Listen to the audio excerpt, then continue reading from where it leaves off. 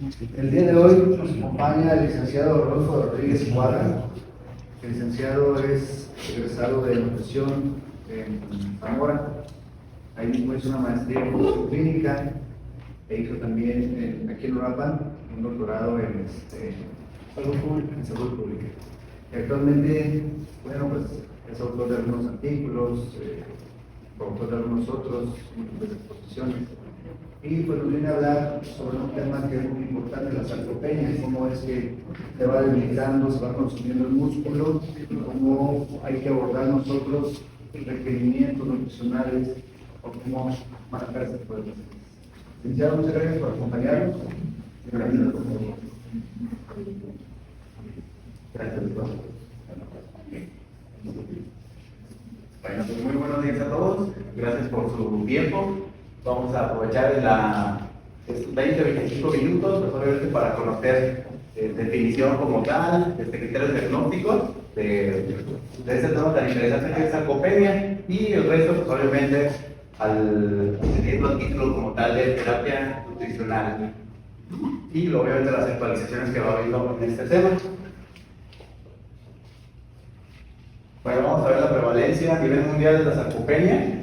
Hay consensos o grupos de trabajo europeo, que es uno de los más mencionados y aceptados. El grupo de trabajo europeo número 2 es el más actual. Y hay otros asiáticos, criterios diagnósticos para sarcopenia. Pero la variación de manera global, de manera internacional, varía entre 10 y 26% de la prevalencia, de los cuales pacientes menores de 60 años pues representa una prevalencia del 8 al 36%, y pacientes mayores de 60 años del 10 al 27%. Esta parte pues obviamente la vamos a ver de manera pues un poco más general, porque obviamente es muy vasta la información, pero pues obviamente tocando cada punto hasta llegar, como les digo, a la terapia o tratamiento nutricional. Bueno, la frecuencia de malnutrición en adultos mayores, esto fue utilizando una herramienta que se llama MNA, que se utiliza precisamente en el adulto mayor. Y bueno, ¿qué nos dice este estudio como tal? Pues es que la desnutrición en la comunidad, o la malnutrición, es de un 5%, la desnutrición en casas hogares, lo que antes se conocía como asilos, la casa hogares, de un 20 a un 40%, vemos una alta frecuencia de presentación en casas hogares. Y desnutrición en hospitales, pues obviamente de 20 a 50%. Es algo que ya venimos escuchando con la desnutrición hospitalaria, y pues es algo que es un trabajo interdisciplinario, no solamente el nutriólogo, sino en conjunto, pues obviamente para una atención oportuna para el paciente, que sabemos que la desnutrición pues tiene que ver con una mayor tasa de mortalidad, y pues hay una relación naturalmente directa con el desarrollo de sarcopenia. Ahora vamos a checar qué es sarcopenia. Ok, de acuerdo a la definición como tal más clásica, es un trastorno del músculo esquelético generalizado y progresivo que se asocia con una mayor probabilidad de resultados adversos, caídas, fracturas, discapacidad y, como ya comentábamos, mortalidad. Y bueno, también aún está en discusión como tal una definición, sobre todo una definición operativa para tener presente qué es sarcopenia. Aquí hablamos únicamente de pérdida de masa muscular, pero no es eso, también se agrega ahora y se acepta el concepto de dinapenia, que es pues obviamente la pérdida de fuerza. Entonces hablamos de una pérdida de masa muscular, pero pues obviamente también de la fuerza, que esto tiene que ver pues con una funcionalidad como tal en la vida diaria. Y bueno, empieza a partir de los 30 años, y 30 o 35 años, dependiendo del autor, y se maximiza a los 70 años. La pérdida de masa muscular, pues obviamente es del 8% por cada década, a partir, como les comentaba, de los 30 o 35 años. Y bueno, aquí vemos en la gráfica como tal, pues una sección transversal del muslo. Vemos aquí a una persona de 25 años de edad, aquí vemos la normalidad de la masa muscular. Y aquí vemos a un paciente, a una persona de 75 años, y no solamente vemos la emaciación o el consumo como tal de la masa muscular, sino también vemos infiltración, lo que se conoce como miostatosis, o la infiltración como tal de grasa en el tejido, que obviamente pues también tiene que ver con el incremento del proceso inflamatorio y esto pues perpetúa el consumo como tal de la masa muscular. Además de los efectos que vamos a ver más adelante que tienen que ver pues obviamente con la anorexia, que el paciente no le dé hambre por el proceso inflamatorio.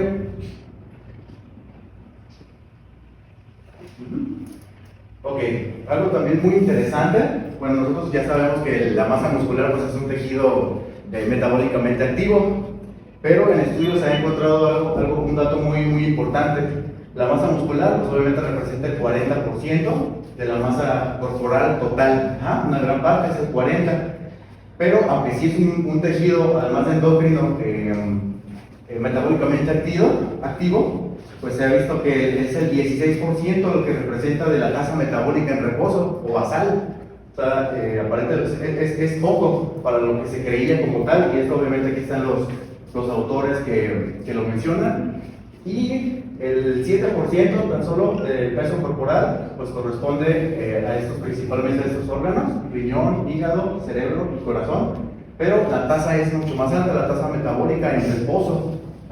La actividad como tal, el conjunto de estos órganos, pues representa el 84% de la tasa metabólica basal por día, un dato a tomar en cuenta. No quiere decir que obviamente esta parte no sea importante o que sea algo que haya cambiado como tal en nuestro concepto de que el tejido muscular ya no es como tal un tejido activo o que represente gran parte del consumo calórico por día, sino más bien agregamos ahora pues estos datos, ¿no? Estas actualizaciones.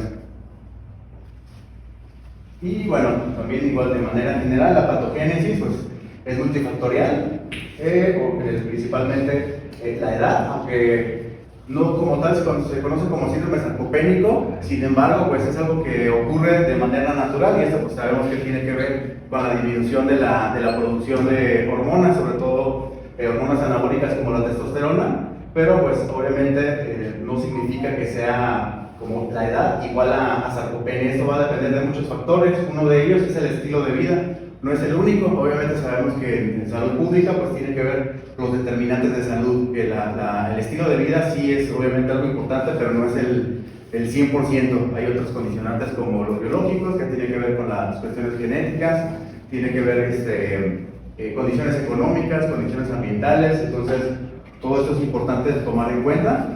No solamente es estilo de vida, lo cual es muy importante, pero a veces nos quedamos de repente con el concepto o incluso a veces colegas que solo promovemos estilo de vida, pero pues es más complejo que solamente estilo de vida, son más determinantes, ¿vale?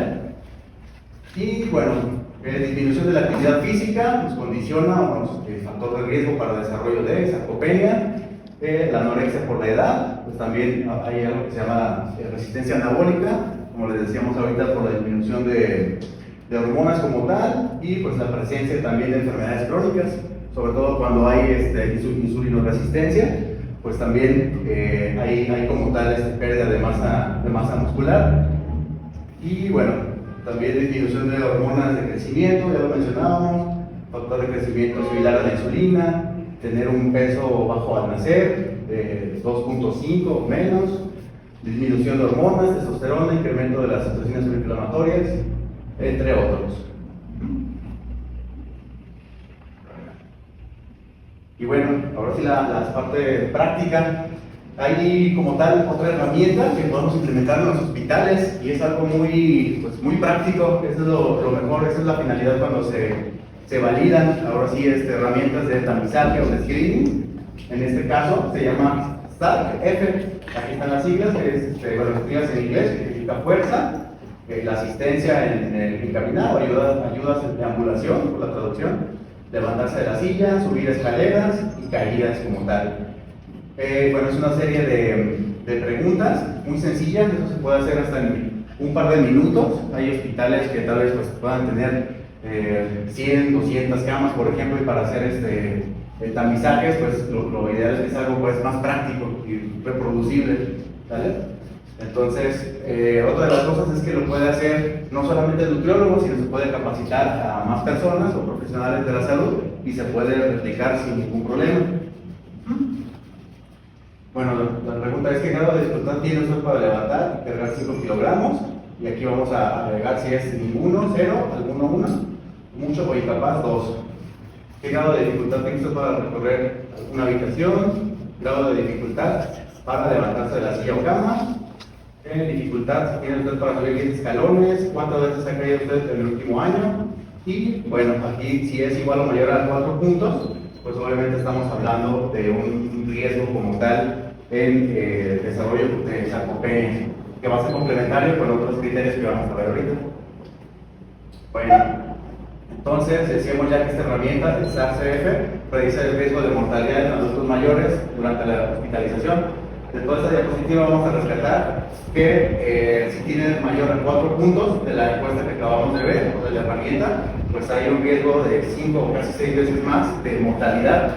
Entonces, es una herramienta que además de lo que se utiliza en hospitales, que es el NRS 2002, que es la herramienta de tamizaje para detectar riesgo de desnutrición o presencia de, pues se puede implementar sin ningún problema en los hospitales, y como les digo, en un par de minutos se puede agregar, y pues obviamente algo que tiene tanto impacto y tanta relevancia, pues podemos estar actuando de manera oportuna. A veces pasa que hay bastante carga de trabajo en los hospitales, y ya la consulta como tal, o ya cuando se hace la interconsulta o la referencia del paciente, pues ya ha tenido pues ahora sí un gran consumo, una desnutrición como tal, o un riesgo ya muy alto. Entonces pues es un poco más complicado, ¿no?, de sacar al paciente. Y si actuamos de manera oportuna con este tamizaje, pues ya podemos intervenir de manera adecuada.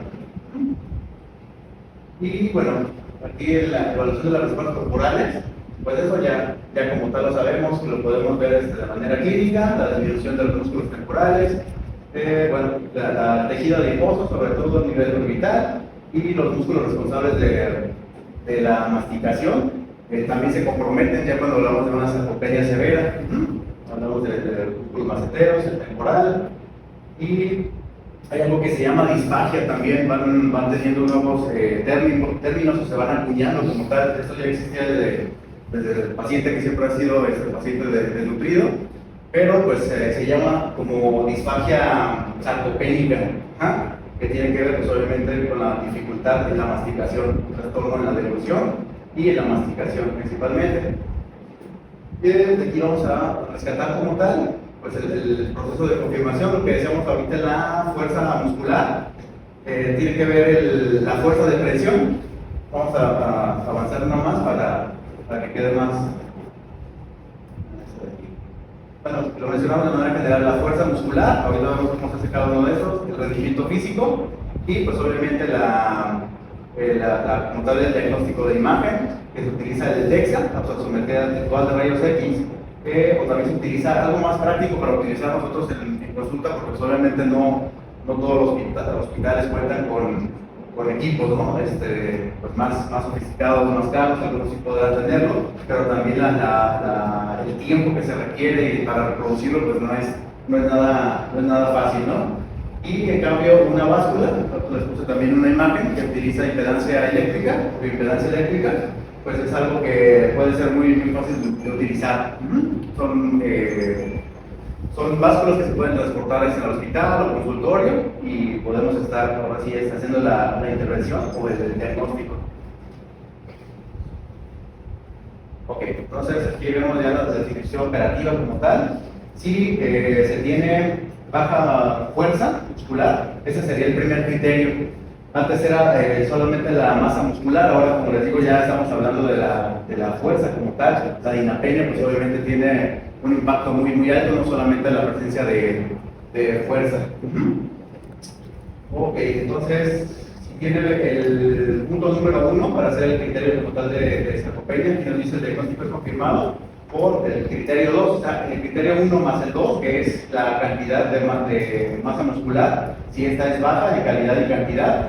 Aquí es donde lo que les comentaba, se utiliza el DEXA o la tomografía, o la impedancia eléctrica, que es lo más fácil para replicar y hacer. Y bueno, el rendimiento físico se hace a través de pruebas, se llaman pruebas o baterías, como velocidad de la marcha, prueba corta. Ahorita les puse un ejemplo. Aquí no vamos a andar mucho, sino nos tomaría, obviamente, requiere una técnica que no es complicada, pero tomaría otra sesión como tal, ¿no?, de cómo hacer cada una de de las pruebas diagnósticas, para obviamente pasar a la parte de la presentación, ¿no? Que es la terapia nutricional. Y bueno, se los traje también si gustan tomarle fotos. De hecho, la presentación se puede quedar aquí sin ningún problema para poder ir avanzando. Y no es una aplicación, es un sitio web, es un enlace. Este es el código QR y obviamente pues ya te dice si el paciente ha perdido la funcionalidad, masa muscular, o si está con desnutrición o en riesgo de desnutrición. Algo muy, muy fácil, muy intuitivo, que nosotros pues, utilizamos como tal, ¿no? en hospital, a través de hojas, obviamente para tener como tal en reporte de productividad, en evidencia, pero que se nos puede facilitar mucho la vida. Bueno, ese es un dinamómetro. Se utiliza la dinamometría, lo que les decía, el primer criterio diagnóstico. Este es el que generalmente se utiliza. Hay muchos dinamómetros. Este es ahora sí que el estándar de oro para hacer criterios diagnósticos. Sin embargo, otros se pueden utilizar, no tiene que ser tampoco son, tan caros, ¿no? En comparación de otros equipos médicos. Este está en aproximadamente 8,000 o 10,000 pesos. Hay otros de 5,000 pesos, incluso hasta de 1,000 como tal. Entonces, pues es algo muy, muy práctico y que podemos estar haciendo la intervención con el paciente como tal. Y vamos a ver también que entre mayor cantidad de fuerza, lo podemos ver no solamente en el peso o no solamente de manera clínica, sino también con la fuerza, cómo el paciente se está renutriendo, que eso es algo bien interesante también, a través de la fuerza, aún sin el estímulo que es el ejercicio físico, que es realmente el importante para generar la fuerza y la masa muscular. Se ve reflejado como tal la nutrición en mayor fuerza, lo cual pues, obviamente es un predictor de buen pronóstico. De aquí solamente rescatamos los puntos de corte. Puntos de corte, de acuerdo al consenso europeo, es de 27 kilogramos para hombres y para mujeres 16.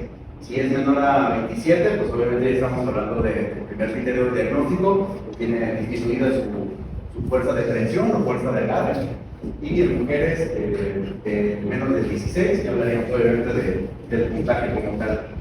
Referencias de México, hay también dos artículos, pero ha sido con población muy, muy pequeña, han sido estudios de 25 personas, obviamente para obtener los criterios diagnósticos se requieren, sabemos, muestras representativas, se hacen en adultos jóvenes. Hay uno que se hizo en adultos jóvenes, pero son solo 25, son muy pocos. Y eso lo hizo un doctor y un nutriólogo de León, un maestro que nos dio clase en la maestría, pero pues es el inicio, no es algo importante, pero pues es una oportunidad como tal para aquellos que quieran del tema tomar una muestra. Yo tuve la oportunidad de hacer, cuando impartía clases, fue en el 2016, aquí en la Universidad de Vizcaya, para hacer precisamente el diagnóstico de sarcopenia, no tanto sarcopenia, sino de hábitos alimentarios y el peso como tal, la masa muscular y la fuerza. Ahí pues, no hubo ningún problema, fueron adultos jóvenes, entonces ahí sí fue una muestra de 200 o 300, alrededor de 300 alumnos. Igual sería interesante, ¿no?, tomar el tiempo para dividir. Pero sí, aún así la muestra es muy pequeña, tiene que ser miles como tal para poder tener criterios para la población mexicana. Y hay otro artículo también, pero son adultos de 50 años en adelante. Entonces no podríamos hacer diagnóstico en pacientes de 45, 40, 30, porque fue en una población más grande, de 50 en adelante. Eso como comentario adicional. Bueno, no vamos a ver la técnica ni nada, simplemente la figura como tal, el paciente sentado, brazo de 90 grados. Esto ha cambiado, anteriormente era de posición en pedestación, parado como tal, y el brazo estirado. Ahora ha habido cambios con el nuevo consenso europeo de trabajo, el número 2 del 2019. En la mano dominante se hacen 3 mediciones, no solamente una, generalmente la primera, como es jamás personas hemos tocado tal vez algún dinamómetro o los pacientes, entonces la primera es una sensación extraña, ¿no? Simplemente no apretamos como tal suficiente, y esta es la siguiente como que entendemos, ¿no?, qué es lo que tenemos que hacer. Por eso varía mucho de la medición 1 a la 2 y la 3, y se tiene que hacer ya un promedio, y entre ellos pues es un descanso de 1 minuto. Esto pues obviamente para recuperar la fuerza, el ATP preformado como tal, y se toma un descanso de 1 minuto para que nos dé lo correcto. Si lo hacemos de manera, porque querer avanzar rápido y lo hacemos 30 segundos o lo hacemos inmediatamente, pues la fuerza va a salir más reducida. Por eso pues es lo ideal, ¿no? Lo que propone el consenso. Esto ya lo mencionamos ahorita: menos de 27 para hombres, menos de 16 para mujeres. Digo, lo ideal pues obviamente sería de 20 en adelante, de 16 en adelante. Y bueno, ahorita que recordando los puntos de corte de la población mexicana, fue de menos de 22 en los artículos que les comento, como referencia nada más, y en mujeres menos de, bueno, dependiendo del índice de masa corporal, también variaba la fuerza de agarre, de presión, eran menos de 12 o menos de 13 kilogramos en la población mexicana. Pues obviamente, si se hizo con europeos, es distinta la fuerza, ¿no? Y se está viendo en los estudios que están obviamente emergiendo. Bueno, muy bien. En esta revisión sistemática y metaanálisis, algo importante a mencionar es que hay un aumento de 5 kilogramos en la fuerza de agarre al momento de presionar, disminuye un 28% la mortalidad. Por eso es que ahora se utiliza, como les digo, no solamente masa muscular, sino fuerza.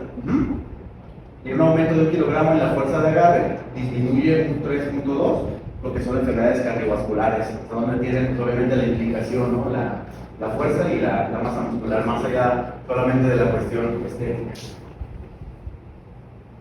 Bueno, eso ya es la explicación de la velocidad de la marcha. Mejor se los explico yo para avanzar. Este también es algo que se puede hacer, bueno, no en todos los consultorios por los espacios, pero sí en algún espacio, en algún pasillo. Activar el cronómetro. Hay que medir 4 metros y el paciente pues, obviamente va a hacer una caminata, no va a ser trotando, va a ser un caminado normal, por eso se llama velocidad de la marcha. Lo que vamos a medir aquí pues es obviamente el tiempo en que recorre esos 4 metros. Esos 4 metros podemos poner incluso una marca de inicio a fin y hacer como tal la prueba, que es otro de los criterios diagnósticos. Aquí ya viene cómo hacer la interpretación, los 4 metros, en cuántos segundos lo hizo, y pues eso nos va a dar los metros por segundo. Y si eso lo hizo en igual o mayor a 4 segundos, pues reduce el riesgo de desenlaces adversos, sobre todo caídas. Y bueno, también tiene que ver la cuestión de que muchos pacientes ya tienen osteopenia o osteoporosis, que va totalmente relacionado a ello, o la polifarmacia también, la pérdida de equilibrio, o trastornos en la marcha. Y bueno, si es igual o mayor a 5 segundos, pues también aquí hablamos de componentes como ese que define ya a la sarcopenia como tal. Otra prueba que se llama batería de corto de desempeño físico, también es muy fácil y tiene que ver con la prueba de equilibrio o de balance. No vamos a tener esto para avanzar en la parte nutricional, solamente para que se conozcan. Otra más también es como tal, pues, sentar y levantarse, un levantamiento de 5 veces, tiene que hacerlo obviamente en un tiempo de menos de 15 segundos. Si lo hace en menos de 15 segundos, pues también es otro de los criterios diagnósticos. Y bueno, este es el ejemplo de una de las básculas, como tal, que sería lo más fiable, las herramientas de dinamómetro, que no es nada costoso y es muy fácil de aplicar, se hace en cuestión de minutos. Las baterías, si fuera por ejemplo la velocidad de la marcha, una de ellas, y la otra para el criterio pues sería la utilización de una báscula que tenga como estas, ¿no? Que son bipolar como tal, miembros inferiores, miembros superiores, extremidades, y pues este tipo de básculas, a diferencia de otras que de repente se tienen en el consultorio, puede funcionar ya en última instancia, ¿no? Lo importante es hacerlo, pero lo correcto pues, es apegarnos a los criterios como tal y como lo marca el consenso, ¿no? Que también tiene que ver, que además de que es tetrapolar, también son multifrecuencia. Entonces, las otras que son más económicas, que a veces tenemos en el consultorio, pues son de monofrecuencia, tienen una frecuencia de 50 kHz y pues es una medición pues, menos precisa. Hace pues obviamente sus cálculos, ¿no? Sabemos que el tejido graso pues tiene una alta capacitancia, no es muy buen conductor de la electricidad y pues pasa solamente de manera parcial, a diferencia de la multifrecuencia. Esta sí tiene de 20 kHz a 100 kHz y obviamente sí pasa por el espacio intersticial, a través de las células también, sin afectar obviamente a la célula. Esa es la diferencia de es mucho más preciso, pues conocer ahora sí los compartimentos corporales, grasa, músculo, masa libre de grasa, como hueso.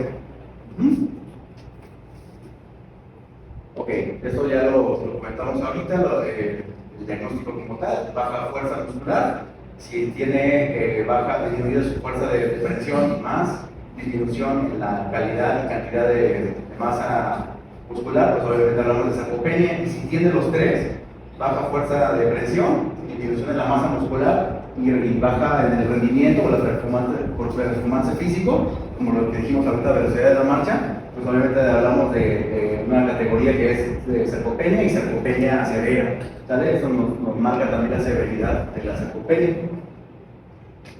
Ok, ahora sí ya tomando de aquí en adelante, tiene que ver ya todo con la parte nutricional, pues de acuerdo al sprint, que son estrategias, el tratamiento ya como tal de la fragilidad, si hablamos ya del componente de fragilidad en el adulto mayor, pues no solamente hablamos del tema de sarcopenia, sino también del estado emocional, donde pues sabemos que también hay un alto índice de depresión en los adultos mayores. Obviamente, conforme pasa el tiempo, y sobre todo el adulto mayor, pues tiene menos reservas ante el estrés, esto también se va disminuyendo. Y bueno, aquí hablamos ya directamente, qué es lo que se va a hacer, cuál es la intervención nutricional con la evidencia científica, calorías de 25 a 30 por kilogramo por peso por día. Obviamente estamos hablando de una dieta alta en calorías o dieta hipercalórica, proteínas de 1 a 1.2. Vamos a ver que en algunos estudios nos marca de 0.8 a 1.2, pero obviamente como siempre, ¿no? Contextualizando y dependiendo el paciente, pero 0.8 realmente es muy poco, o sea, normalmente ya lo más aceptado es 1.2, como les digo. Obviamente si hay pacientes que ya no tienen la terapia renal sustitutiva, pues ahí se pudiera valorar en algún momento, ¿no? Obviamente el 0.8, pero para todo lo demás, 1 a 1.2, incluso 1.5, tiene otras referencias que vamos a ver, hasta 2.5, dependiendo obviamente de la patología que tenga el paciente. Bien, y vitamina D, aunque sabemos que los beneficios como tal que tiene, nos proponen en este artículo como tal, en esta propuesta, que la justificación para dar vitamina D solamente es a través de parámetros bioquímicos, solamente que el paciente sarcopénico inmediatamente de vitamina D, eso es lo que nos dice el artículo. Si 70 milimoles como tal, bueno, 25 sería el punto de corte, si es menos de 25 o 30, es donde se justifica como tal dar vitamina D. ¿Cuánto de vitamina D? 800 unidades a 1200 unidades, mínimo como tal. Muy bien.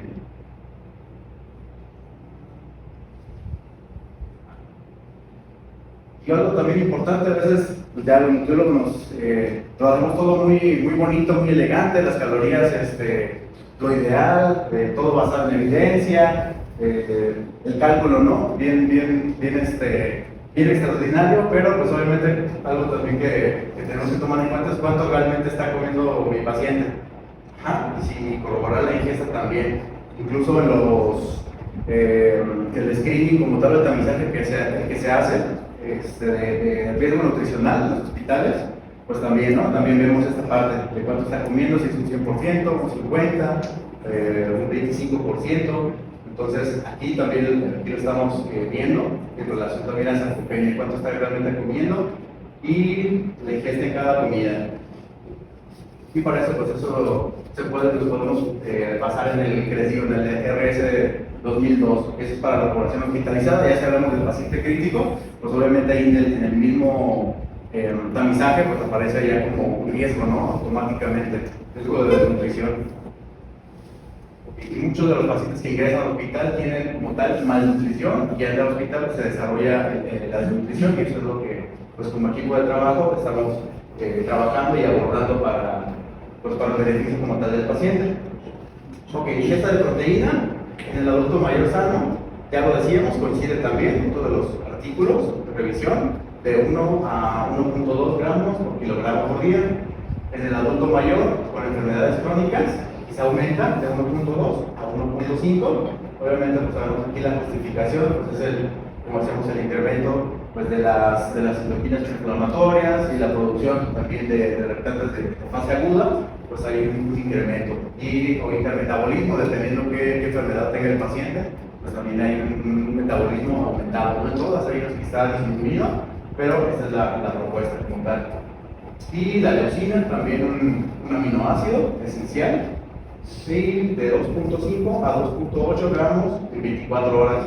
Y vamos a ver también otras propuestas que manejan hasta 6 gramos por día con excelentes resultados. Ok, de aquí algo interesante es la distribución. Una cosa es, por ejemplo, Erika o Jorge, que a veces decimos lo que consumas las calorías o la cantidad de proteína durante el día es suficiente, ¿no? No importa si quieres comer una vez al día o si quieres comer 2 veces o 5. Tiene parcialmente cierto como tal esta actualización nutricional, pero bueno, aquí hablando de sarcopenia no es así, no es lo mismo consumir en el desayuno 10 gramos de proteína, en la comida 20 y en la cena 60. Aquí nos está dando los mismos 90 gramos totales. Se ha visto que la síntesis de proteína es mucho menor cuando se da en cantidades menores a 30 gramos. Cuando se da 30 gramos de proteína en el desayuno, 30 gramos en la comida y 30 gramos en la cena, pues la síntesis de proteína se encuentra más aumentada. ¿A qué se debe esto? Pues a muchos factores. Uno de ellos pues, es el consumo de aminoácidos esenciales, la biodisponibilidad como tal, pero sobre todo pues estos que vienen, y la cantidad de leucina también que vienen en cada uno de estos, pues, favorece unas vías que vamos a ver ahorita de masa muscular, que son las vías mTOR. Ok, la respuesta anabólica al consumo de una dieta basada en plantas, a diferencia de una dieta basada como tal en alimentos de origen animal.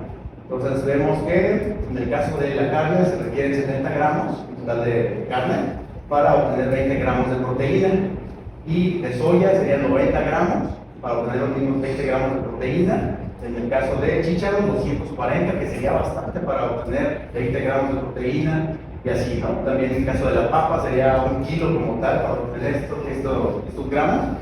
Y además no es lo mismo también, por lo que decíamos ahorita, la biodisponibilidad. Obviamente, pues vamos a ajustar, claro, al paciente, ¿no? Si el paciente no consume carne, por lo que sea, filosofía de vida, pues vamos a respetar eso. Y como nutriólogos, pues obviamente vamos a hacer el abordaje nutricional, ¿no? Tratando de la mayor biodisponibilidad para el paciente. Pero aquí lo que propone o comenta el autor, pues es proteína de huevo, tiene una biodisponibilidad muy alta, de 85 a 95%. De hecho, normalmente la proteína de huevo tiene mejor biodisponibilidad que el suero de leche, que están casi muy similar. Quienes también estamos en el área deportiva, en entrenamiento y preparación también de atletas, el huevo es como el que tiene mejor factor de digestibilidad y biodisponibilidad, y seguido inmediatamente del suero de leche. Y proteínas vegetales, la biodisponibilidad es más baja, del 50 al 75%.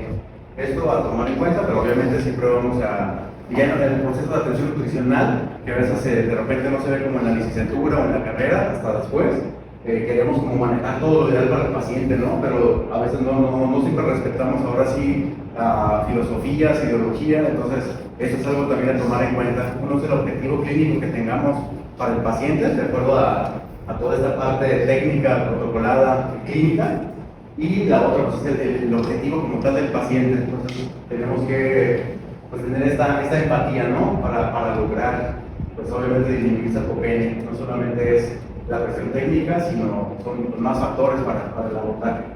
Y por eso pues entran otras disciplinas, ¿no? Como psicología también, terapia física, obviamente.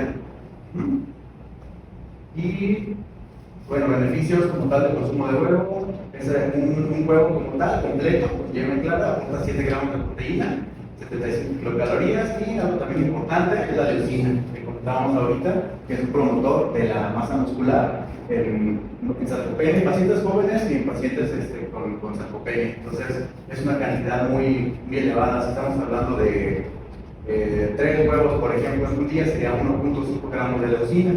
Y obviamente también, como decimos, la carne, el pollo, el huevo, pescado, pues también tiene leucina. Podemos llegar al objetivo, dependiendo obviamente el apetito que tenga el paciente, sin necesidad de algún suplemento, pero sabemos pues, que es todo un reto, ¿no? por la anorexia que presentan los pacientes, los medicamentos que estén consumiendo, la propia enfermedad de base, etcétera. Como múltiples cosas que son un reto para que puedan alimentarse, ¿no? por vía oral.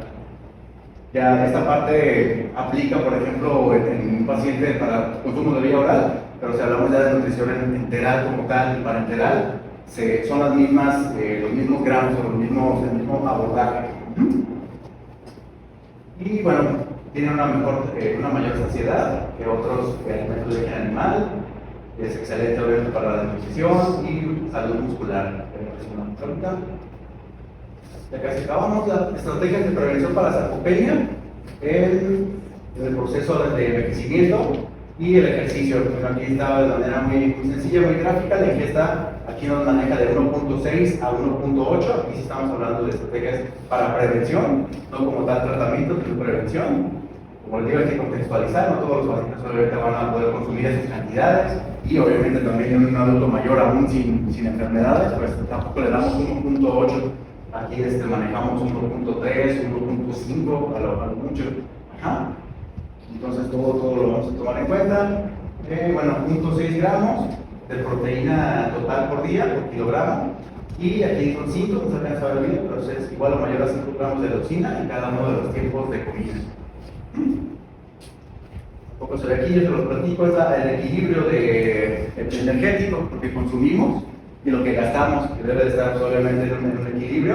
Aquí dice ingesta calórica, si está disminuida y hay un aumento o un hipermetabolismo, pues obviamente vamos a estar condicionando o vamos a tener ahí un factor de riesgo para la pérdida de masa muscular, de fuerza, y obviamente posteriormente pues, a lo que decíamos ahorita, ¿no? El trastorno de la marcha, la velocidad se ve disminuida. Entonces esa es la parte preventiva. Y probióticos, obviamente hemos escuchado últimamente los famosos probióticos, y ya para quien guste le puedo mandar información de cuáles son, porque hay tanta cantidad de suplementos que hay hoy día, y pues obviamente hay algunos que sí están, que se ha demostrado evidencia. Entonces pues apoyarnos con eso, ¿no? Y más con un paciente hospitalizado, no le vamos a dar cualquier suplemento. Eso es algo también bien importante. Hay algunos que sí tienen como tales certificaciones de inocuidad, y aún son para el deporte, y se les puede dar al paciente clínico. Es el caso de un amigo, a lo mejor lo conocen, el doctor Diego Arenas, que tiene la línea de Evolution. Ese sería un ejemplo. Hay obviamente más, pero se me ocurre por lo relacionado con ellos. Y lo demás obviamente lo vemos de manera especializada, ¿no? en farmacia. Pero hay muchas opciones. La microbiota, pues sabemos que tiene implicaciones de muchos sistemas, en la masa muscular también, en el desarrollo de enfermedades crónicas. Posteriormente también les platicaré de un taller que tiene que ver con la psiquiatría nutricional. No es invasión como tal de otras áreas, sino es enfocado obviamente al tratamiento nutricional. Y es algo muy interesante, ¿no? La relación de este eje, ¿no? Intestino-cerebro. Y otra cosa también a tomar aquí es que los pacientes pues también tienen síndrome de malnutrición muchas de las veces. Entonces, como les digo, aunque tengamos muy elegantemente calculado las proteínas, los lípidos, los carbohidratos, los suplementos, pero pues si no hay una adecuada absorción, pues poco vamos a hacer, ¿no? Y si tampoco está comiendo bien, aunque tengamos todo lo ideal, pues es un trabajo en conjunto. Y pues la glutamina también, esto nos va a apoyar. Sabemos que es el sustrato energético de preferencia, o el sustrato único del enterocito, pues esto también nos va a estar apoyando. Bueno, el objetivo con todo esto también es la disminución de las citoquinas inflamatorias, sobre todo las que son más anoréxicas, como la 1, la 6, factor de necrosis tumoral alfa, principales, factor kappa beta, pero más la 6, interleuquina 1 y la 6. Y bueno, vamos a disminuir o evitar el sedentarismo en la medida de lo posible y hacer ejercicio de fuerza también. Sabemos que el control pues, de muchas enfermedades, incluso de hipertensión, de diabetes, pues incluso de cáncer, pues, obviamente la masa muscular, ¿no? Tiene un rol, como decíamos, de un órgano endocrino. No solamente es la parte estética, sino todo lo que se libera para regular. Ok, de aquí se ven muchas letras, pero aquí les platico de manera sencilla. El ejercicio pues es un es un fármaco como tal, se puede mencionar, requiere una prescripción, más allá de algo muy generalizado, de 30 minutos, 60 minutos por día, se requiere, y tanto así que hay pues, obviamente entrenadores certificados o licenciados en cultura física y deportes, que hacen una prescripción, terapia física, también conocen obviamente de esos temas, donde habla pues, de variables, ¿no? De la frecuencia de entrenamiento, del volumen, de la intensidad, de la carga, del descanso y pues, muchas variables que, bueno, aquí vamos a rescatar. Lo importante de las recomendaciones es el ejercicio aeróbico y el ejercicio de resistencia. Ambos obviamente tienen beneficios, no solamente uno. Antes se creía que solamente la parte del ejercicio aeróbico, pero pues también el ejercicio de fuerza nos aporta bastante, ¿no? En el control de las enfermedades, sabemos que es el tejido blanco, como tal, órgano blanco, para el control glucémico, se disminuye la resistencia a la insulina y pues muchas cosas que ocurren, incluso también los músculos que se comprometen en el paciente, pues son los músculos del diafragma o intercostales, y eso también tiene que ver con la sarcopenia, ¿no? La dificultad respiratoria, más si es un paciente con EPOC o fibrosis pulmonar, pues es algo más complicado, se requiere ya ejercicios, nutrición, ¿no? Ejercicios de rehabilitación pulmonar, pero también la nutrición. Ok, eso ya son propuestas de 3 veces a la semana, ejercicios aeróbicos, bueno, de 3 a 7, perdón, y de resistencia, y en este caso resistencia a veces lo relacionamos a ejercicios de trotar, pero se refiere a ejercicios contra resistencia, en este caso ejercicio de pesas, ¿no? Lo más fácil. Ok. Digo, esta es una propuesta, bueno, como entrenador certificado, también lo platico de preparación también de atletas de físico-culturismo y fitness. Hay muchísimas cosas, esta es obviamente la propuesta, pero así mismo como está en la clínica, pues ya en la nutrición deportiva están las guías como tal, ¿no? Precisas de cómo se va a hacer esa prescripción de ejercicio físico en el deportista, o en el caso de la clínica, la prescripción del ejercicio en condiciones clínicas. Tiene muchos modelos de entrenamiento y de progresión también, que es algo importante. Bueno, ok, la suplementación. Bueno, aquí en esta intervención nutricional nos dice que 1, aquí está abajo, es evidencia muy pobre, 2, baja, 3, moderada y 4, muy alta. Esto es, como dice aquí, solamente la suplementación de proteínas sin ejercicio. Pues obviamente dice que tiene un efecto positivo sobre la masa muscular, pero no hay un claro efecto sobre la fuerza. Entonces aumenta la masa muscular, pero no necesariamente la fuerza, solamente tomando proteína suplementada. También el rendimiento físico, que decíamos a través de las baterías, no se ha visto un efecto claro como tal que mejore. Se necesita siempre del estímulo, que es el ejercicio físico. La leucina, ya lo comentábamos ahorita, en este momento que la suplementación de leucina en la masa muscular ha demostrado en las personas con sarcopenia un efecto positivo, pero no en los sujetos sanos. Eso también es algo a debatir. De repente, cuando prescribimos la leucina para algunos deportistas, de manera también aislada, pues no va a ser gran cosa. Incluso los aminoácidos de cadena ramificada, en el deporte definitivamente, lo que igual porque no me dejará mentir Erika, no sirven como tal de nada, ¿no? En evidencia científica, pero en la clínica sí, ahí es bien diferente. Ya cuando utilizamos la nutrición parenteral, incluso agregamos inmunomoduladores, uno de ellos es el aminoácido de cadena ramificada. Uno de ellos, aminoácidos de este tipo, pues es la leucina, ¿no? Que es la que tiene más implicaciones en unas vías que se llaman vías mTOR. Esas vías pues tienen que ver, con muchas cosas, pero en el ámbito relacionando a la masa muscular, pues es vías que favorecen el anabolismo. Y cuando hacemos ejercicio, de hecho se activa, por decirlo así, el switch como tal de las vías mTOR. Y hay alimentos que aumentan esas vías, una de ellas es la leucina, pero también se ha visto que los aminoácidos esenciales, en conjunto con la leucina, también se aumenta estas vías de señalización. Y de aquí solamente esta parte, que casi acabamos, es el hidroximetilbutirato, pues es un metabolito, un derivado de la leucina, y se requieren más cantidades, mientras estas son 5 a 6, bueno, veíamos que era de 2.5 hasta 6 gramos por día. En el caso del HMB, ahí se manejan incluso se han visto efectos positivos, pero en dosis de 25 o 35 gramos, dosis más elevadas. Y bueno, aquí sí hay un efecto positivo en la masa muscular, pero igualmente no en la fuerza, tampoco en el rendimiento físico. ¿Ok? Entonces eso para tomar en cuenta. La cafeína, bueno, aquí hablamos ya como tal de suplementos, como dicen, con efectos benéficos en la masa muscular y fuerza. La cafeína no porque tenga un efecto directo, un impacto en el desarrollo de la masa muscular, sino en este caso por el rendimiento físico. Eso de manera general, porque obviamente para pacientes que están hospitalizados, pues, por supuesto que no vamos a manejar cafeína, estimulantes. Eso solamente para tener en cuenta de suplementos que tienen evidencia física y que se pueden utilizar en un contexto, pues ahora sí fuera del hospital, ¿no? En su consulta. Y obviamente pues no todos son candidatos a la cafeína, que es uno de los más seguros y estudiados, la cafeína anhidra. Algunas tienen las dosis de 3 a 6, hay unos suplementos que vienen de 200 miligramos, pero pues obviamente no todos toleramos algunos nutrientes como tal. Por ejemplo, yo la cafeína, pues sí, es estimulante a una dosis muy baja, sí sería como contraproducente, ¿no? Disminuye el enfoque.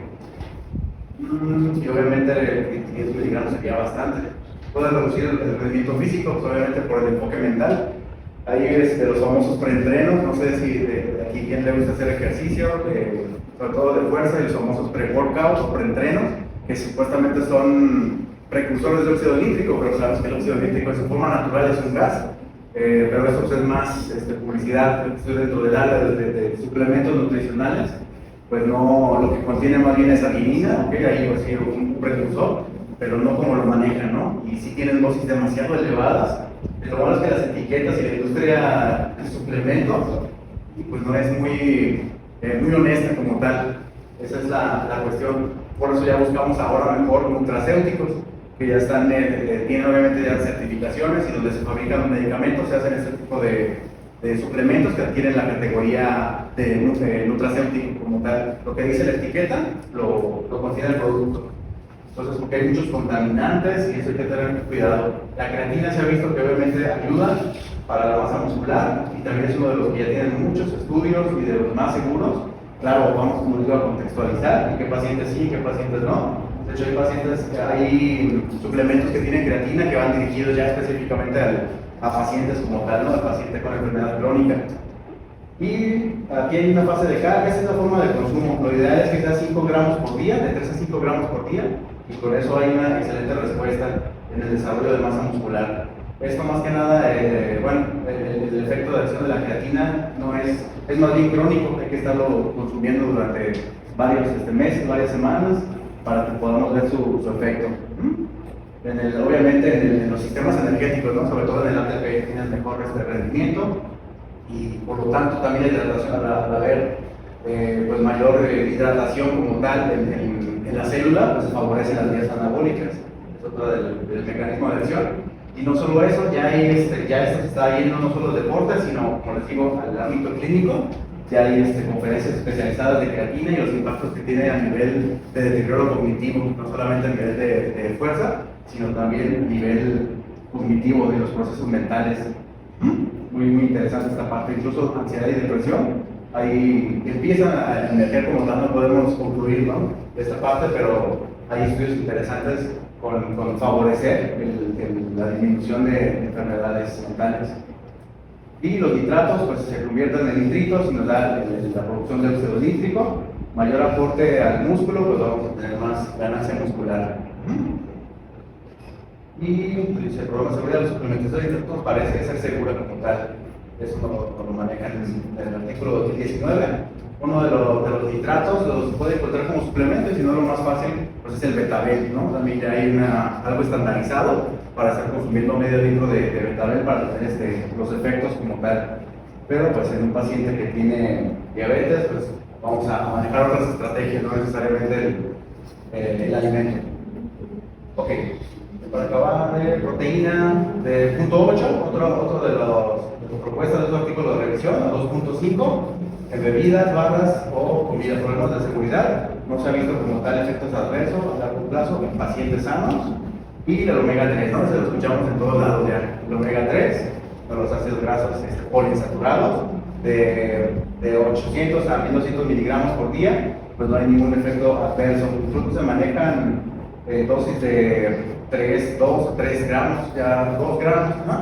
Pues más de 3 gramos se le puede dar a un paciente dependiendo, como le digo, del contexto, que interviene pues, en las vías de producción de icosanoides en una enzima. Cuando lo tiro no es motivo de explicar nada del omega 3, pero una enzima se llama 5-delta desaturasa, que favorece la producción de icosanoides. Entonces este es uno de los mecanismos de acción, además de todo lo que ya sabemos, ¿no? El beneficio cardiovascular, el beneficio cerebral, el beneficio a nivel muscular también.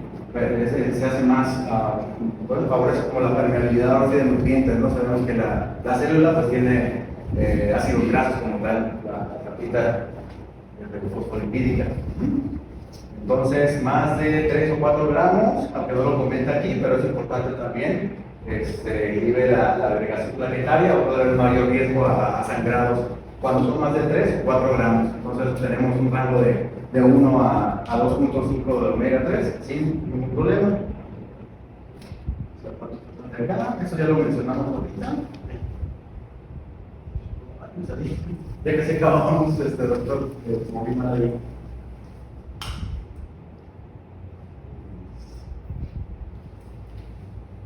Esta de la leucina ya lo comentamos ahorita, no lo voy a las 3 diapositivas.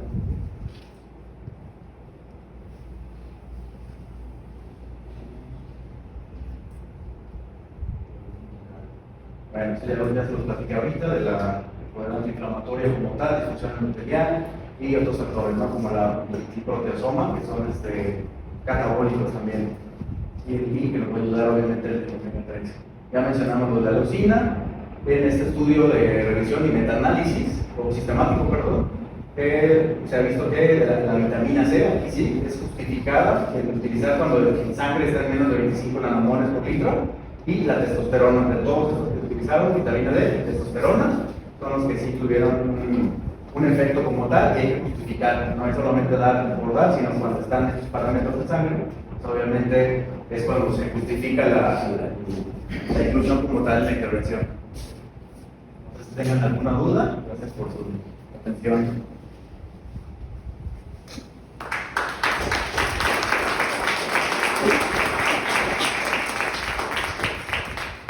Muy buen debate.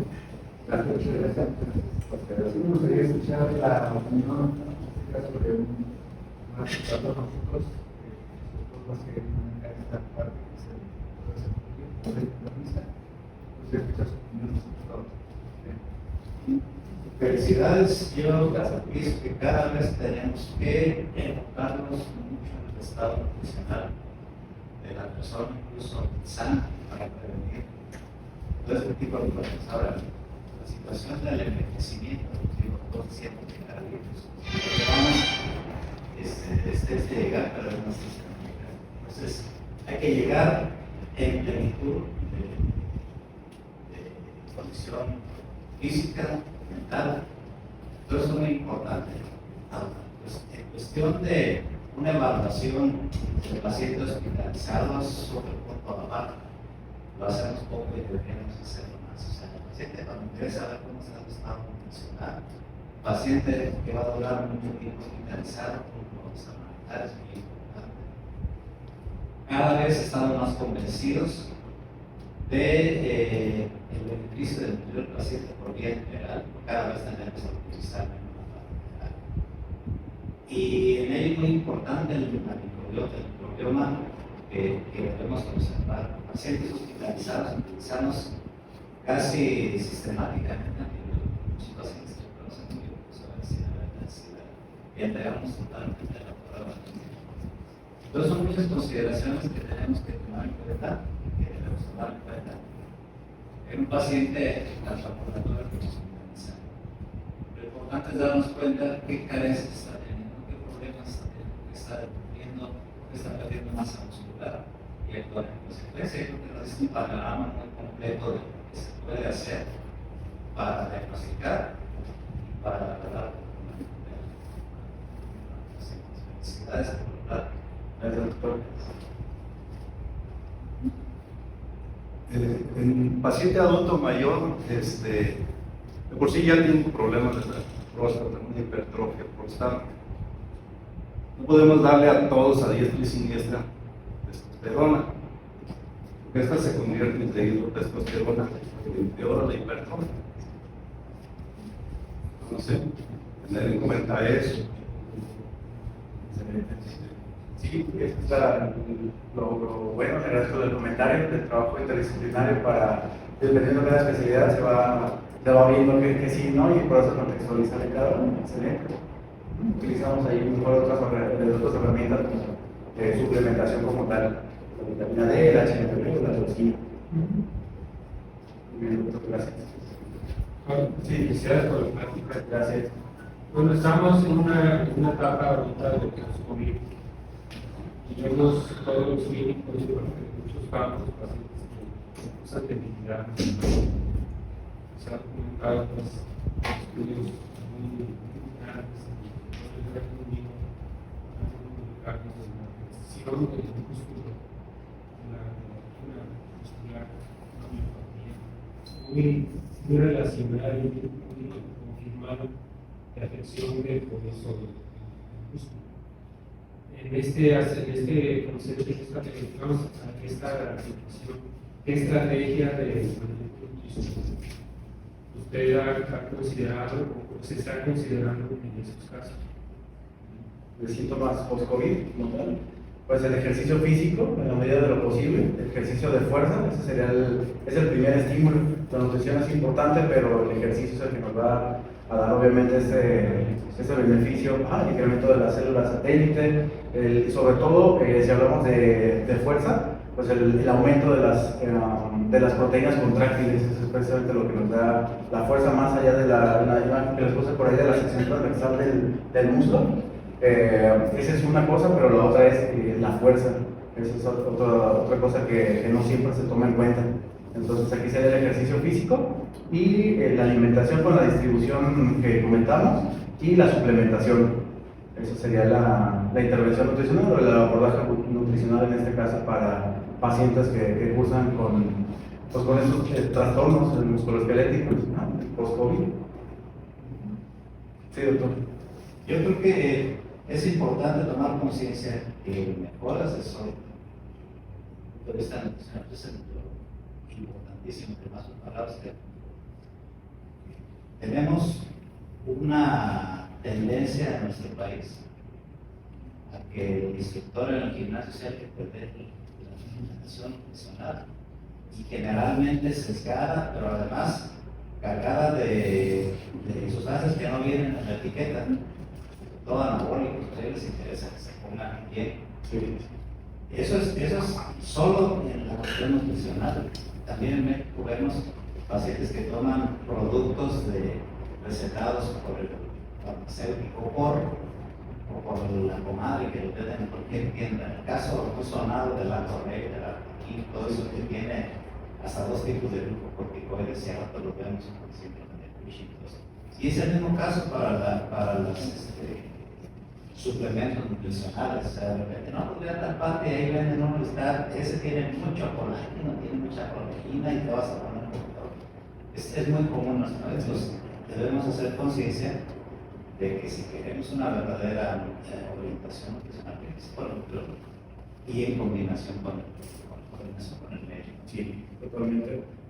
De hecho, el abordaje nutricional, bueno, y hablando del equipo de trabajo interdisciplinario, que está como tal, normalmente está el nutriólogo únicamente en el hospital, pero no solamente es el nutriólogo, sino es todo el equipo. Digo, eso lo marcan también las guías clínicas para el manejo de terapia enteral y parenteral. O sea, el médico como tal, que esté en el área de nutrición o especializado en ello, el nutriólogo, enfermería, el químico, terapeuta físico, psicología. De hecho, ese es el equipo ideal que debe haber en cualquier hospital. Digo, obviamente, pues a veces mi nutriólogo, en algunos hospitales está el dietista como tal, no el nutriólogo, a veces ni siquiera ni otro, ¿no? El que hace todo ese, el personal de cocina, por múltiples cosas, ¿no? Pero eso sería lo ideal, muy bien. Muchas felicidades, doctor. Es una Gracias. plática muy importante que habla de una labor primordial de nosotros como nutriólogos, que es identificar al paciente que está en riesgo de malnutrición hospitalaria, labor que con los pacientes hemos tratado de estar abordando la mayoría del ingreso, ¿verdad? Para dar un plan de alimentación sugerido. Ese tamizaje de sarcopenia es muy bueno. Nosotros usamos el NRS que mencionaste, se me hace muy completo, aborda un parámetro de edad también, ¿verdad? Que nos apoya para el adulto mayor. Y la disfagia sarcopénica que mencionas es pues, muy común en el hospital. Hay muchos pacientes de adulto mayor, la gran mayoría de los pacientes ya hospitalizados son el no de gluten.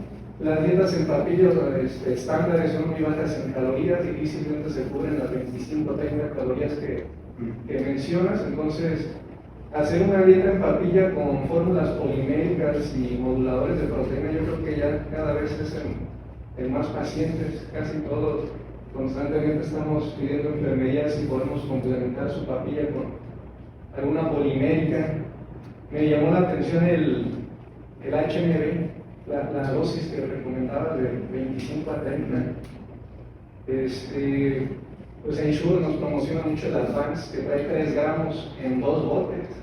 Entonces se vuelve pues, prácticamente imposible, porque no conozco alguna marca que venda HMB con esa característica nutracéutica. Ahora sí que, ¿cuál nos recomiendas? Tú que sabes mucho de marcas, de productos de los que de hecho, no, como tal, la que tiene más es 6 gramos, 5 a 6 gramos, y aún marcas que se utilizan en el paciente clínico. Eso fue lo de un estudio pues, que se vio, por eso es que aún está como en discusión. Solamente tiene efectos en la masa muscular, pero sí no en la fuerza ni en el rendimiento físico. Entonces, hasta ahorita sí es el margen, los 6 gramos. Eso sí lo encuentras de manera, pues casi en la mayoría de suplementos. Es que yo tengo algunos cosas del espacio pues donde tengo como tal la venta de suplementos, el deportivo, por eso les hablaba de ese tema, y la venta de suplementos o fórmulas enterales. Pero ninguno lo maneja. Entonces la estrategia es más bien el HMB con la leucina de 6 gramos y 5 a 6 gramos de HMB. Los 3 gramos que se están es como si fuera realizando no tienen evidencia científica esos 3 gramos. Es lo que se utiliza hasta 3 gramos. Ajá, tiene menos fuerza. Sí hay estudios como tal que manejan un rango de 3 a 6, pero faltan aún más estudios como tal. Por eso las fórmulas enterales como Advanced Nutrition y algunas otras manejan, ¿cuánto comentaste ahorita? Como 2 o de 2 a 4, ¿no? Las Advanced Nutrition, que tiene HMB. Dos poliméricas de Advanced serían 3 gramos. Sí, lo que pasa es que, por ejemplo, el HMB tendría mejor efecto, es como si fuera una cantidad más concentrada. La leucina, pues el aminoácido y el metabolito, lo concentran como tal para que no sean lo mismo 6 gramos de leucina o 6 gramos de HMB. O sea, en el caso de 6 gramos de HMB sería muchísimo más efectivo que la leucina sola. De acuerdo, gracias. Sí, gracias, maestro.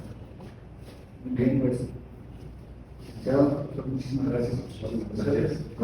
Permítanme entregarle un reconocimiento al hospital, a la dirección y Muchas gracias. Muchas gracias. A ustedes por la invitación y por su tiempo.